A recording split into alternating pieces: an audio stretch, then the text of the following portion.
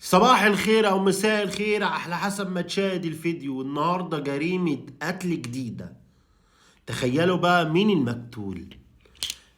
المقتول. ايه ده؟ الشربيني دي رضوى اسمها حاجة الشربيني.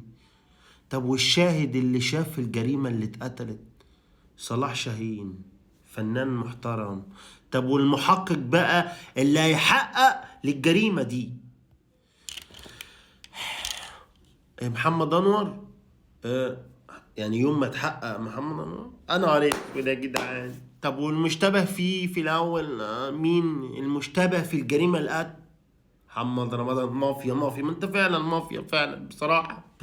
جماعه ما تنسوش تعملوا لايك. طب والمشتبه التاني مين؟ المشتبه فيه التاني دي مين دي؟ ده ايمي سمير غانم. انا كنت حاسس والله. يا ترى بقى مين اللي قاتل؟ تتوقعوا مين اللي قاتل؟ اهو الممثلة دي اسمها يا جدعان، اسمها هاجر، بس هاجر ايه مش عارف. متنسوش تعملوا لايك واكتبوا لي اسمها هاجر ايه. انا بحب الفنانة دي اوي وتمثيلها حلو اوي. هي تقريبا زوجها محمد دياب. تقريبا يعني ممثل. السلام عليكم. شكل عكيت. ما تنسوش تقولي لي اسمها ايه. السلام عليكم.